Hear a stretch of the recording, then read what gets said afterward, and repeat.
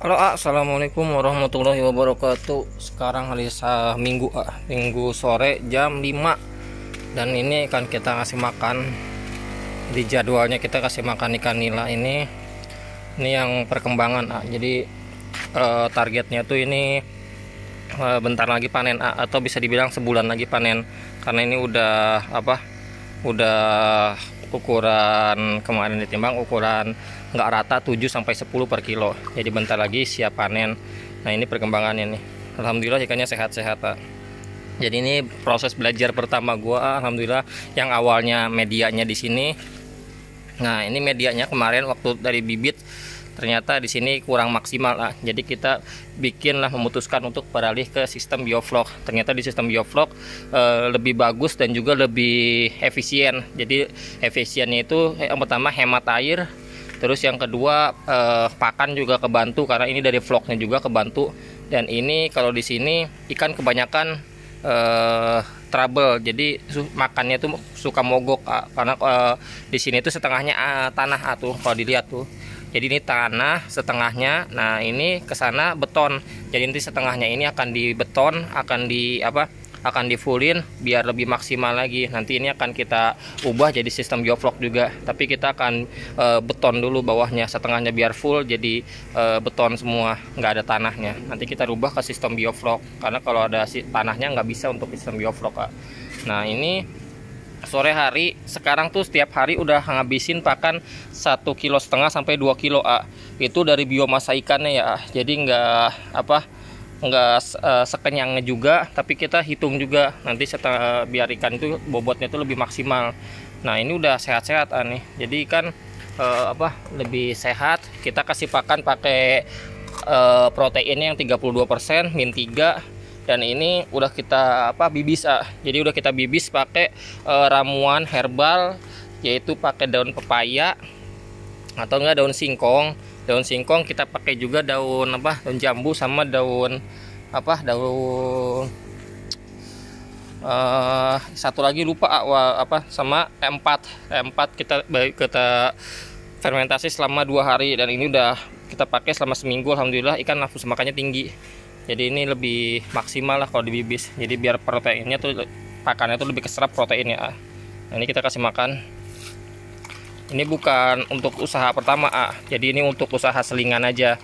Jadi proses belajarnya itu, kalau gua pertama itu udah pasti, kalau misalnya belajar itu kalau nggak ada guru ya pasti dari pengalaman. Karena gua nggak ada yang ngajarin biovlog, cuman dari online doang, kebanyakan dari YouTube pun 2 bulan 3 bulan gue belajar dari awal tahun sampai Maret lah.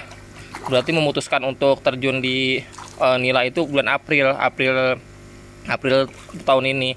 Jadi nyari ilmunya dulu 3 bulan di YouTube, ulak-balik nontonin dari pagi sampai sore, kalau ada waktu senggang, sampai tahu ilmunya lah sedikit demi sedikit. Alhamdulillah kita terapin. Ternyata salahnya di sana itu ikan trouble mulu, dan alhamdulillah di sini ikan lebih maksimal. Jadi nanti setelah ini panen, nanti kita akan isi juga yang di sana, karena yang di sana ada ikan nilanya yang lebih kecil ukuran dari ini, jadi kita ngabisin yang ini dulu. Setelah panen baru kita akan isi lebih maksimal lagi 2 ini. Jadi kapasitasnya akan kita tambah lagi, atau tebar padatnya juga nggak terlalu banyak, 100 ekor per kubik ya. Jadi ini kan diameter 3 7 kubik, jadi maksimalnya paling ideal 700 ekor. Tapi nanti kita isi 800 ekor lah. Tapi dengan catatan aerasinya nanti kita tambah di tengah, ditambah lagi. Karena kan ini pakai satu mesin LP100 untuk 2 kolam. Kalau yang di sana aerasinya kita setengahnya aja, stop kerannya. Jadi yang di sini lebih full. Makanya kenapa di sana setengah, karena di sana ikannya cuma ada 100 ekor, dikit. Jadi cukup lah kayak gitu. Pertumbuhannya juga normal. Kalau yang di sini kan udah gede-gede siap panen, jadi kebutuhan oksigennya lebih tinggi, Nah, gue makan dia.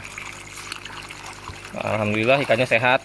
Jadi lebih senang juga kalau melihara ikan, karena memang hobi gue tuh di ikan dari kecil, dan usahanya pun sekarang bisa dibilang dari ikan juga. Hobinya di ikan, ya usahanya di ikan. Kadang-kadang kalau jalan-jalan juga ke curug-curug yang ada air-airnya juga. Jadi semuanya terhubung ke air. Nah, ini ikannya lagi makan.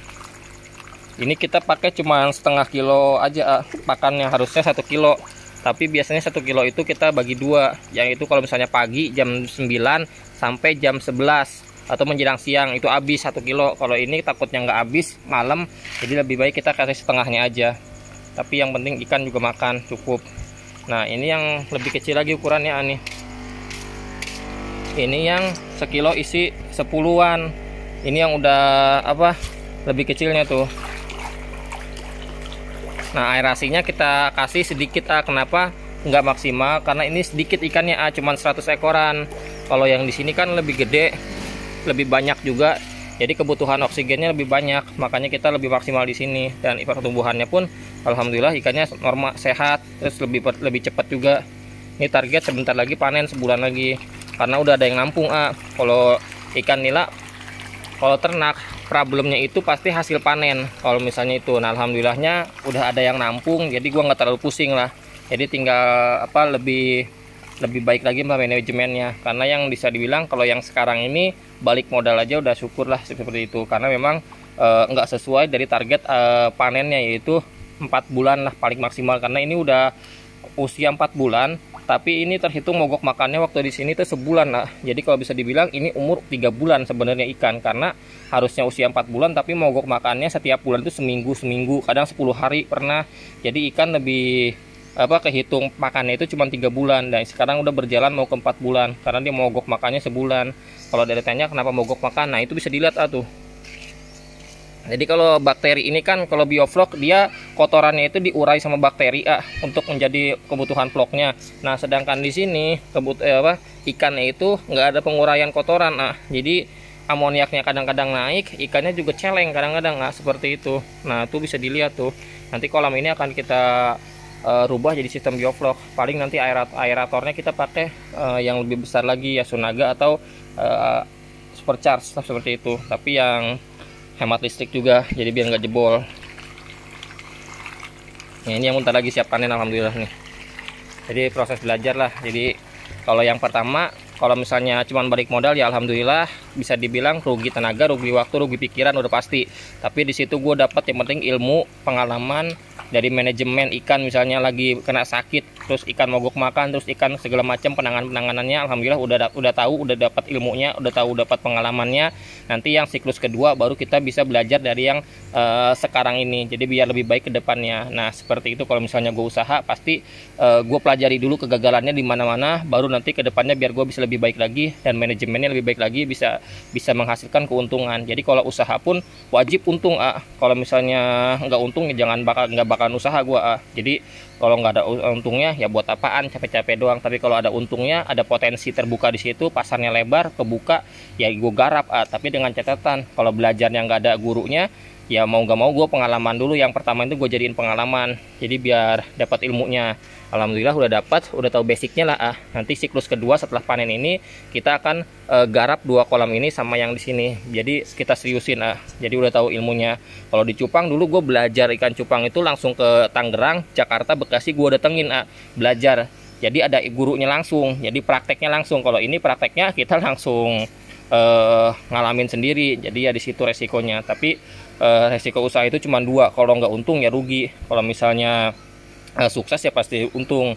Jadi kalau misalnya ada yang tanya keuntungannya seberapa sih ternak nila, nggak jauh sama cupang. Jujur aja ya, kita belak-belakan jauh sama cupang pokoknya. Tapi kita usaha di nila ini untuk nge-backup lah walaupun cuman keuntungannya nggak sama kayak cupang, tapi kita nge-backup usaha ikan cupang itu biar nanti selangan 3 atau 4 bulan itu kita ada pemasukan lebih dari ikan cupang seperti itu. Karena rata-rata orang sukses yang gue lihat mereka punya usaha lebih dari 2. Kenapa? Karena kalau misalnya usaha satu lagi ngedown atau lagi pemasukannya kurang, mereka dihandle sama pemasukan yang kedua. Nah seperti itu. Makanya kita nge-backup dari ikan nila ini. Kalau misalnya 2 ini kan belum maksimal, nah nanti kita garap yang di sini yang lebih banyak lagi biar lebih maksimal lagi. Pokoknya yang udah tonton ambil ilmunya, kalau ada baiknya ya diambil, kalau ada buruknya salah gue pribadi gue minta maaf. Jadi sekian dulu video kali ini. Wassalamualaikum warahmatullahi wabarakatuh.